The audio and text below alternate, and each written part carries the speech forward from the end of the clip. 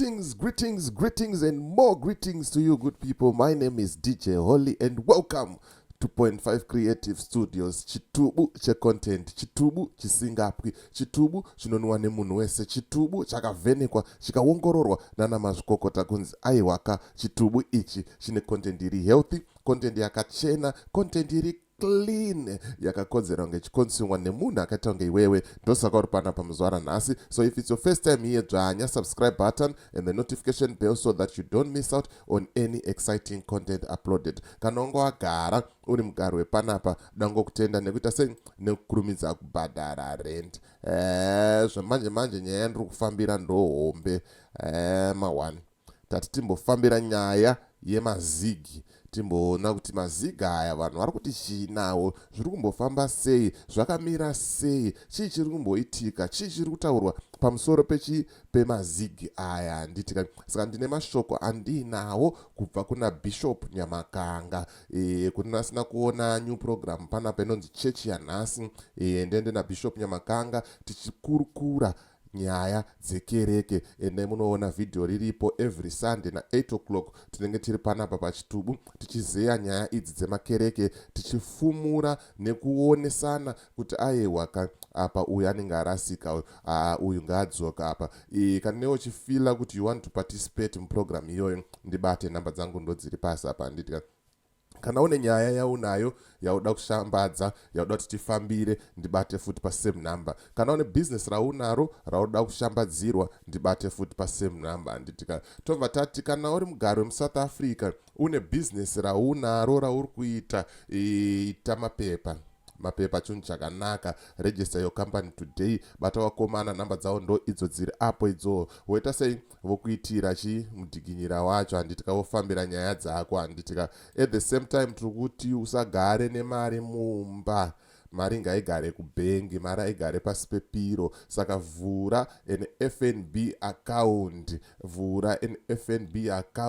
panongodiwa passport chete, nyange usina permit. Batai Michael, namba dzake ndidzo idzo dziri pasi apa. Handitika oita sei okuitirai zvese zvamunoda kuti zviite sei zviitika. Handitika saka rega tinzwe kuti Bishop vari kumbonyatsoti chii nenyaya yezigi.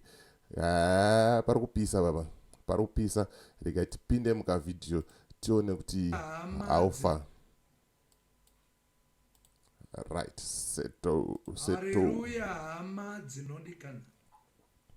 Uri kuona kuti munyika muno yeZimbabwe mune vanhu vane hutsinye, hutsinye hwamusingade kunudzwa. Kana tikataura moti tiri kutaura politics, hakuna hutsinye hunodarika pakuti munhu anotadza kupa munhu mari yake yaashanda nenguva kuti aishandise nenguva. Unoshanda mwedzi wese but munhu achikupa mari isingaendererani nekushanda kwake. Vanhu vane hutsinye.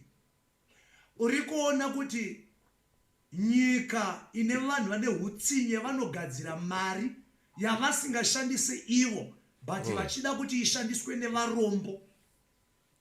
Vanogadzira zigi riri kugadzirwa, havasi kuzvigadzirira ivo, and haupana paunoona vana vavo vachishandisa zigi. Hey, iyi nyaya hombe iyi. Amenoti iwewe unoionawo sei? Hanzi vanhu vane hutsinye, vanhu vanogadzira zigi ravasingashandise ivo. Pakashata. Ndofunga recently makaona mutungamiri wenyika chaiye achitobudisa US achipa mukomana wewe mudhara wewe yakatamba akaisa musoro pasi, ainzi ane 80 years ma1. Saka zvinoratidza kuti zigi hayo zigi nderako iwewe neni, ngatirisenze sei. But ameno mashoko aritaurwa naBishop kuti munomaonawo sei kuti hanzi vanhu vane hutsinye vanogadzira mari yavasingashandise. Aya mashoko makukutu aya, rega tifambe nacho tinzwe kuti pamberi apa chiri kuti chii. Gadzirwa chembere, rakagadzirwa harawa, rakagadzirwa varombo neshirikadzi. Zigi rakagadzirwa vanhu vari kutatarika nelife munyika ino yezimbabwe. Kuchinjwa kwaitwa currency muno munyika yezimbabwe kuri kuchinjirwa varombo, kuri kuchinjirwa nherera neshirikadzi vasingagone kuafoda better life.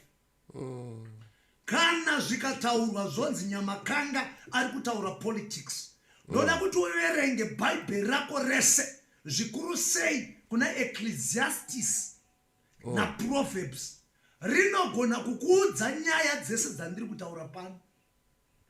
Saka kana totaura musati tiri kutaura politics.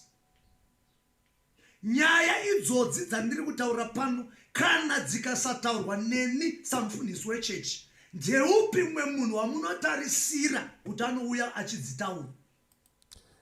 One thing chandino respect hangu Bishop Nyamakanga na Apostle Chiwenga, vanhu vanongotaura chokwadi, vanongoti chko neimomo, havahwande, havatenderera, havaite sei. Kana zviri wrong vanongoti izvi zviri wrong, izvi zviri wrong izvi. Ndogona kunge ndisingawirirani hangu naApostle Chiwenga pane zvimwe zvavanotaura kana kuita, but when it comes panyaya yeungotsura vanongoti nemo ga womva wapedza chi, womva wapedza newe. Ndo mashoko ataurwa naBishop aya kuti irresponsibility yedu isusu machurch leaders kuti tikaona pakaita sei, pakati bhendei, totsura, totaurawo, topa advice kuti vakuru apa panenge pasipo apa.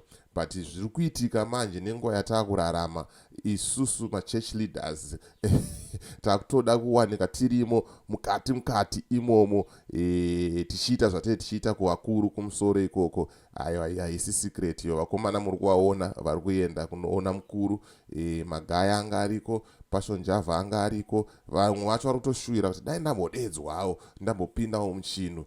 But mufundisi vari kutaura kuti aiwa, ibasa redu, it's our responsibility as church leaders kuti tiite sei, tifambire nyaya idzi. Hakuna umwe munhu anokwanisa kudzifambira kunze kwemachurch leaders. Let me know what you think in comment section kuti unofungei nenyaya yakadai so iri kutaurwa nani naBishop Nyamakanga.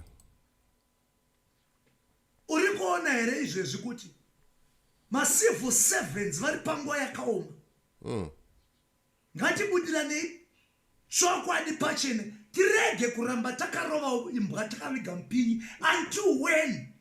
Civil servant kutaura kwandiri kuita izvezvi nekudzidza kwaakaita iko kwacho kwaakaita kwaakasvitswa naMwari, but chaaita chii chinobatika? Ndiye anogadzirwa zigi, anopiwa mari yemufoni. Zigi harina kugadzirwa ivo vakarigadzira, rakagadzirirwa varombo, rakagadzirirwa vanonzi vanofanira kuramba vachitambura, vanofanira kuramba vachishupika. Zimbabwe, we need to wake up. Varume, we need to wake up. May God bless you and may God bless you. Right, mamanzwa mashoko anzi macivil servants vari kutambura, and haisi secret iyoyo, ino zvinozikanwa nemunhu wese. Uri kuziva mukoma wayo vari kugara kuseri kwedheni yako, uri kuziva mudhara wayo anogara muraini pazasi paipai, uri kuziva medhemu wayo vayo vakakuendesa kuchikoro, vakakudzidzisa kuchikoro. Zvona hazvina kumira mushe, hazvina kumira mushe. Dai vangonzoka mari mbichana, kungokwirawo mbichana kuti zvinhu zvingobhalansa. So hatisi kuti yakawanda stereki, but kungonzo mbichana, kungokwirawo mbichana, kwete stereki mbichana. So that at the end of the day vanodzidzisawo vane mazvo, vane simba. Maticha, mapurisa haachazodewo chioko muhomwe, anonyatsoenda kubasa akaita sei, akafara. Aiwa masoja ana mukoma wedu, vanhu vanyatsoita sei, vanyatsosimba handitika. But ukada kuona kuti vanhu vari pamahwani baba, ukaenda pacharge office, unoona varipo vakomana vakamirira transport kuti vakwidzwe matransport emahara. Ukaenda paflyover pazasi apa vanenge vakamirira mamota dzekuchipa. Ndopaunoona mahwani chaiwo handitika. But amen, nguva yaMwari inokwana handitika. Ndo vhidhiyo ranga ndikuratidzei kuti mungozvionera zvanga zvichitaurwa nani naBishop. Hamena kuti iwewe unoti chii nazvo, but mawana hanina hangu pamacivil servants ndinovamirira ndongoti ngavangowedzerwawo kana mari mbichana kungokonzi tisonzwei mbichana voita sei vonakirwawo votapirirwawo nekuti nyika inovakwa nevene vayo handitika saka vene vayo kana vakaguta aiwa vanonyatsoisa effort kuita sei kuvaka nyika saka ngavangonzi turu mbichana handitika. So as for me DJ Holly and the rest of the crew behind the scenes, ndikuti it's bye for now. Ngatisangane muvideo rinotera.